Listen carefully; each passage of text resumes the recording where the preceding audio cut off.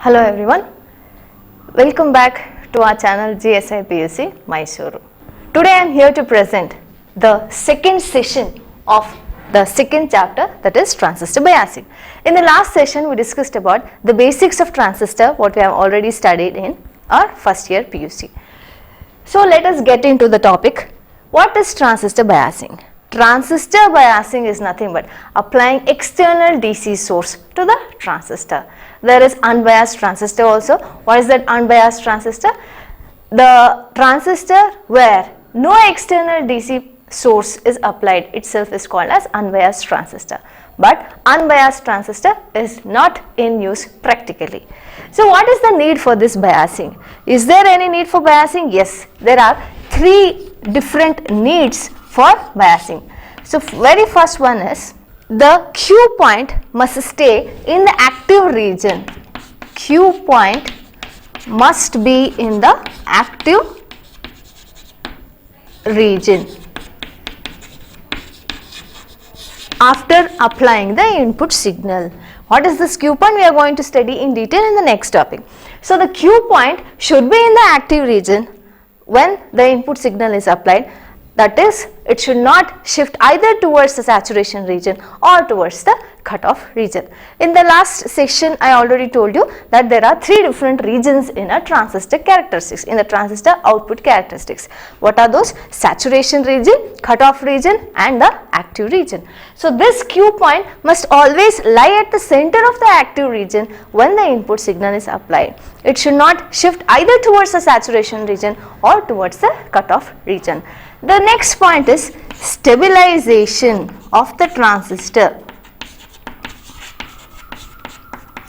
Stabilization of the transistor for temperature variation. So what is this stabilization of the transistor? Whenever there is change in temperature, the transistor has to be stable. That is very important. Why the temperature is going to rise?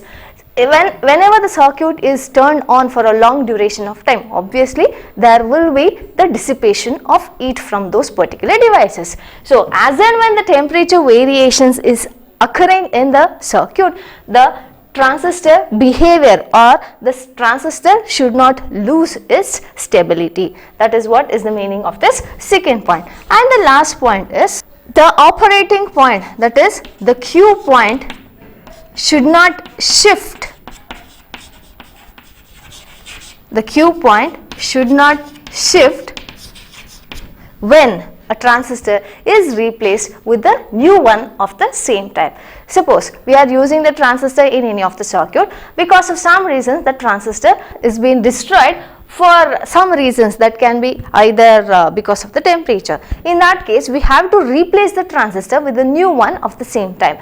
As we replace the transistor, the Q point should not shift from its position. The Q point should not shift either towards the saturation region or towards the cutoff region. So these are the very three important points for the need for biasing. One is the Q point must be at the center of the active region when the input signal is applied, that is, it should not shift either towards the saturation region or towards the cutoff region. The second point is stabilization of the transistor for temperature variations. Whenever there is change in temperature or whenever there is variation in temperature, the transistor must not lose its stability. And the third point is the Q point should not shift when the transistor is replaced. When the transistor is replaced. So these are the three important points for the need for biasing.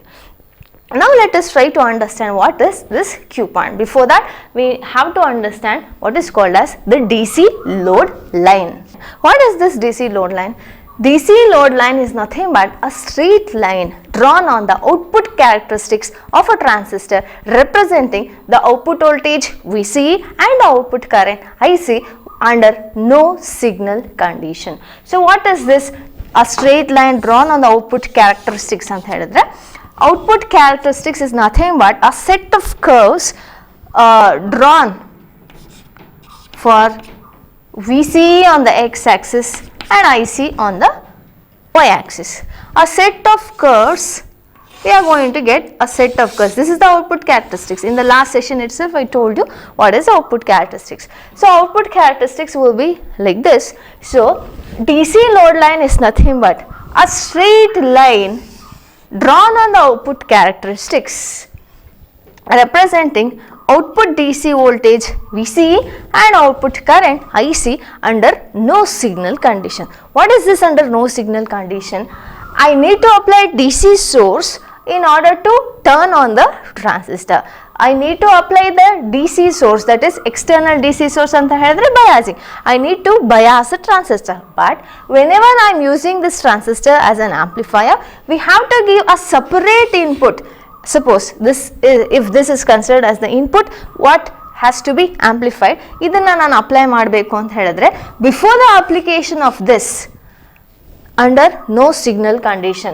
So, before the application of this, we have to draw this DC load line. So, DC load line is nothing but a straight line drawn on the output characteristics representing VCE, that is collector to emitter voltage, and IC, that is the collector current. So, why is it important? This is very much important because in the output characteristics we are having 3 different regions, as I told you in the earlier session. So, this is a cutoff region, right? So, this region is nothing but a saturation region, and this region is called as a active region. While explaining the need for biasing, I told you I used the word what is called as Q point. So, in this straight line or in this DC load line, I have to select the point what is called as Q point. Whenever I want to use the transistor as a switch anta helidaga, Q point either I have to select here or towards here. ನಾನು off switch ತರ transistor ನ use ಮಾಡಬೇಕು ಅಂತಂದ್ರೆ that Q point has to be selected close to the cutoff region. ನಾನು transistor ನ on switch ತರ use ಮಾಡಬೇಕು ಅಂತ ಹೇಳಿದ್ರೆ I have to select the Q point close to the saturation region. But whenever I want to use a transistor as a amplifier ಅಂತ ಹೇಳಿದ್ರೆ ಆವಾಗ ನಾನು ಕ್ಯೂ ಪಾಯಿಂಟ್ನ ಈ ಆಕ್ಟಿವ್ ರೀಜನ್ ಒಳಗಡೆನೆ ಸೆಲೆಕ್ಟ್ ಮಾಡ್ಕೊಳ್ಬೇಕಾಗ್ತದೆ. So this D C load line is very very important in order to select a Q point which is also called as the operating point or a quiescent point ಅಂತ ಹೇಳ್ತೀವಿ. So what is this D C load line? It is a straight line drawn on the output characteristics of a transistor representing collector to emitter voltage and the collector current. Clear? Now let us try to understand how to find the end points of a DC load line. So, to find the end points of a DC load line. For this we need a circuit. Let us consider an NPN transistor.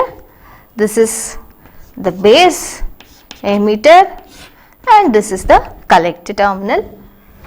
We are going to use a resistor RB.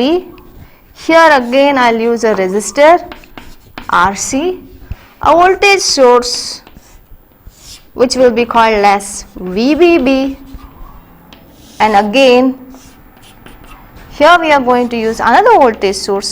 Let us call that as VCC. Now the voltage which is measured between the base to emitter will be named as VBE, and the voltage which is measured between the collector and the emitter terminal, that will be named as VCE,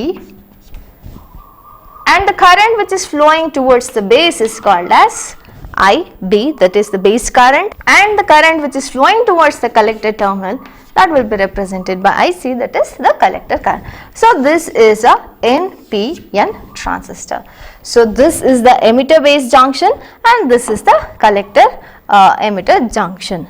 So what we have to do is we have to apply KVL for these two loops separately. For let us consider this part first. Applying KVL to this part,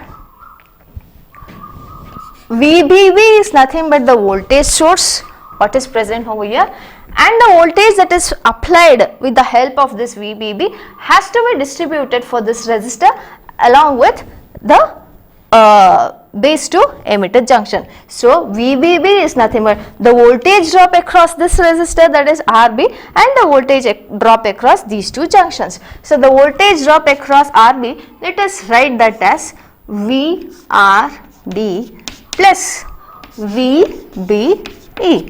But the voltage drop across the resistor RB is nothing but the current flowing through that resistor, that is IB, into that particular resistor RB plus VBE. So this is VBB. Hodalva? Let us write the manipulate this equation for IB. IB equals VBB minus VBE divided by RB. So this is the expression what we are going to get in order to find out the base current, that is IB. Let us write that here.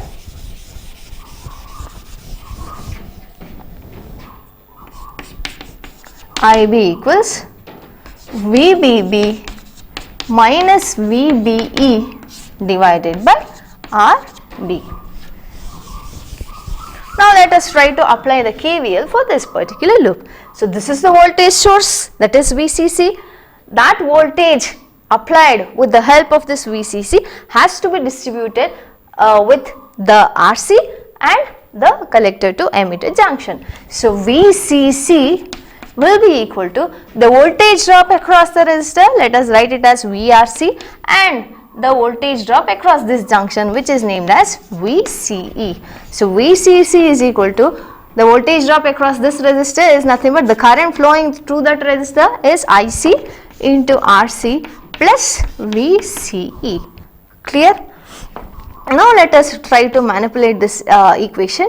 IC is equal to VCC minus VCE divided by RC.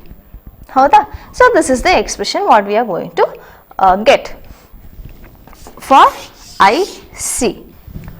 If you are going to concentrate at this particular equation, this equation can be written as IC equals minus 1 divided by RC of VCE plus VCC by RC. What I have done over here? I have separated these two terms, minus VCE by RC na minus 1 by RC into VCE barkondidini plus VCC by RC. Why I have written like this? Because in the output characteristics curve, the x-axis will be representing VCE and the y-axis will be representing IC. So this expression is like mx plus c. mx plus c equation ತರ ಇದೆ, which is the equation for a straight line.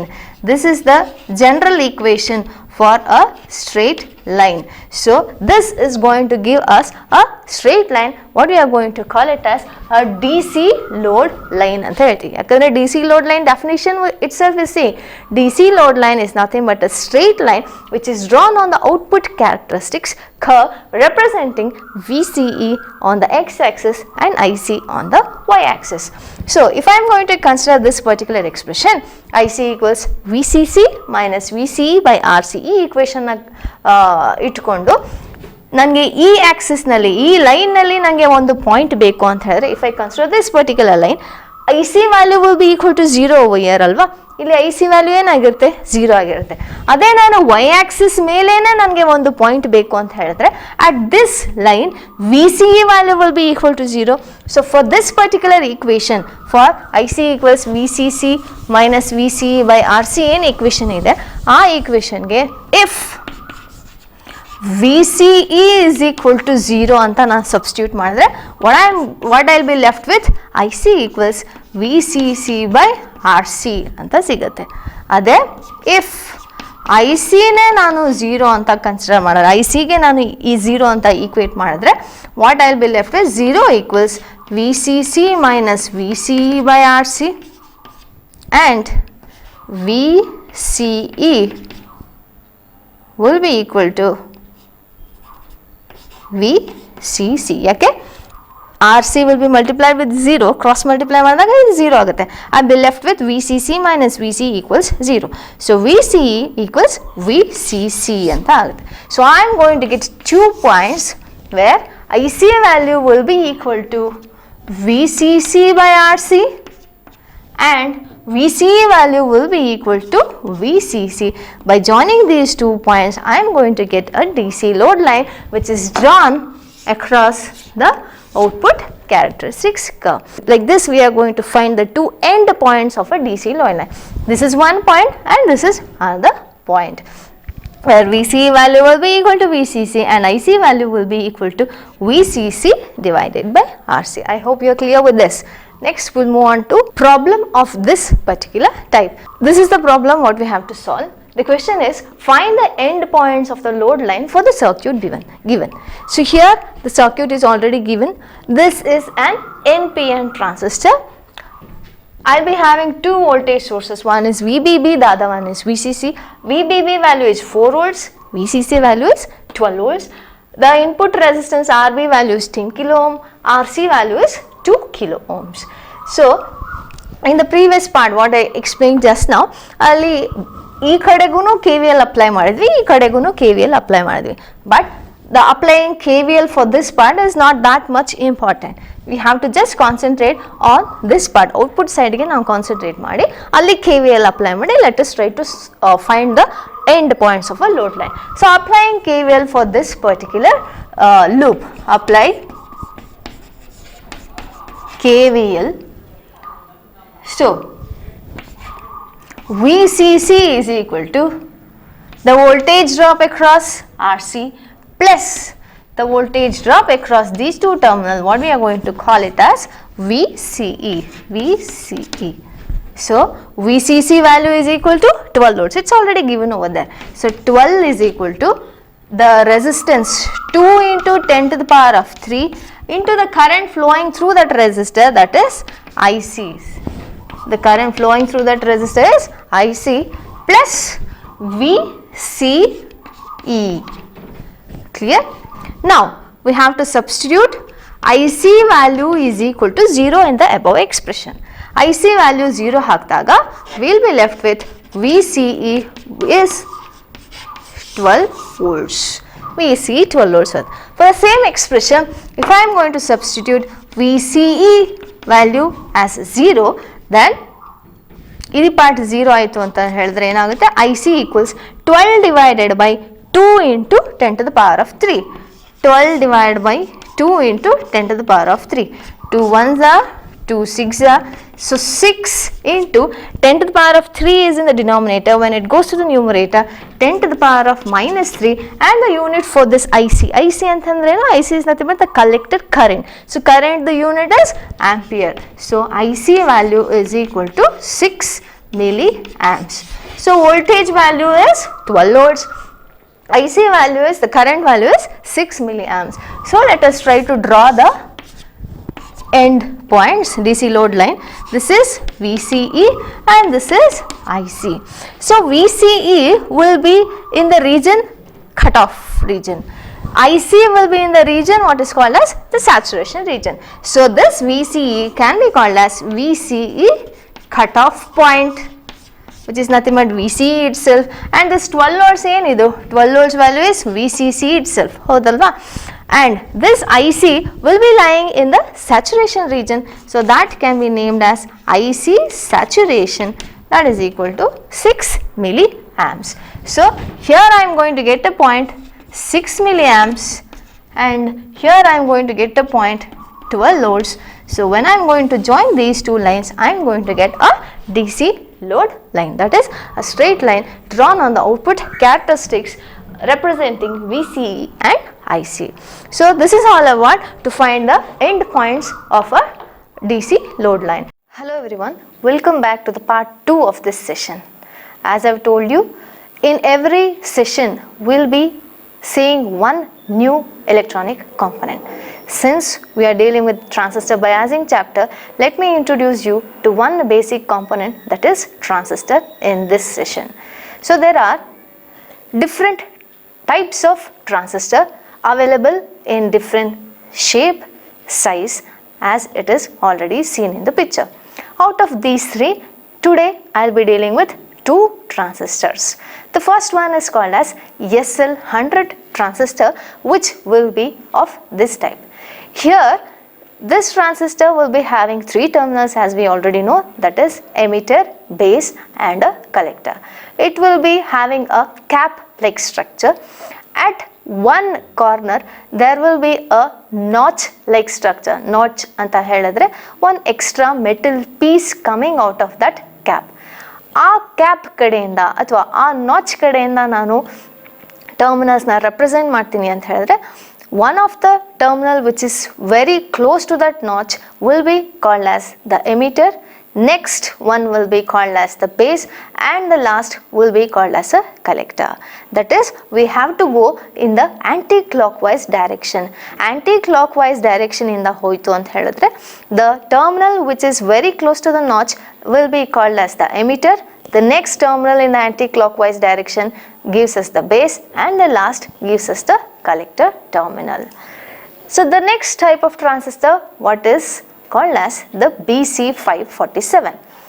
ಈ BC547 ನಲ್ಲಿ on one side we'll be having a flat like structure, on the other side we'll be having a bulged like structure. So ಈ transistor ನಲ್ಲಿ again we'll be having three terminals. One is the emitter, base and the collector. If I want to identify the terminals of this transistor, ಆ flat side ಇರುವಂಥದ್ದನ್ನು ನನ್ನ ಕಡೆಗೆ ತಿರುಗಿಸ್ಕೊಂಡ್ರೆ, the right most ಕಾರ್ನಲ್ಲಿರುವಂಥದ್ದನ್ನು emitter, ಮಿಡಲಲ್ಲಿರುವಂಥದ್ದನ್ನು base and the last will be called as the collector. Right most ಕಾರ್ನರಿಂದ ನಾನು move ಆಯಿತು ಅಂತಂದರೆ, first comes the emitter, second comes the base and the last comes the collector. But ಆ flat side ಇರುವಂಥದ್ದು must be facing towards you. Now let us see what's the difference between this SL100 and BC547. This SL100 is mostly used as a switch in common emitter configuration, while BC547, combining with other electronic components such as resistors, capacitors, can be used as the active component for switches and amplifiers. In SL100, 100 refers the gain of the transistor, while the maximum gain of BC547 is 800. SL100 have higher current rating than BC547. SL100 can be used to drive higher loads and relays. Used to drive anta heladre, this SL100 can be used to turn on higher loads and relays anta artha. This BC547 can be used to drive LEDs and buzzers. LED ಅಂದರೆ light emitting diode and buzzer ಸರ್ಕ್ಯೂಟ್ಸನ್ನು ನಾವು ಈಸಿಯಾಗಿ drive ಮಾಡೋಕ್ಕೆ ಅಥವಾ ಈಸಿಯಾಗಿ on ಮಾಡೋಕ್ಕೆ I can use this BC547 transistor. In SL100, S denotes it is a silicon transistor, N denotes high power, high frequency device. In BC547, B stands for silicon, C stands for low frequency, that is 100 megahertz. So ಈ ಥರ ಒಂದೊಂದು ಬೇರೆ ಬೇರೆ types of ಟ್ರಾನ್ಸಿಸ್ಟರ್ಸ್ನ ನಾವು consider ಮಾಡಿಕೊಂಡ್ರೆ, the alphabets denotes different parameters. SL100 ಅಲ್ಲಿ S stands for silicon, ಅದೇ ಥರ AC107 ಅಂತ ಇದೆ, BC107 ಅಂತ ಇದೆ. AC107 where A stands for germanium. BC107 ನಲ್ಲಿ again B stands for silicon. The alphabets present in the name of the transistor denotes which type of transistor it belongs to, or which type of semiconductor devices is used to construct transistor anta artha. With this, I'll be concluding the part 2 of this session. Thank you. So in this session, we learnt what is the need for biasing, along with that what is a DC load line, and how to draw a DC load line by finding the endpoints. I'll be ending this session at this point. In the next session, I'll be coming with the biasing types. That is a very, very important topic in this particular chapter. So in the third session, I'll be dealing with the voltage divider circuit. See you soon with the next video. Until then, take care. Bye bye.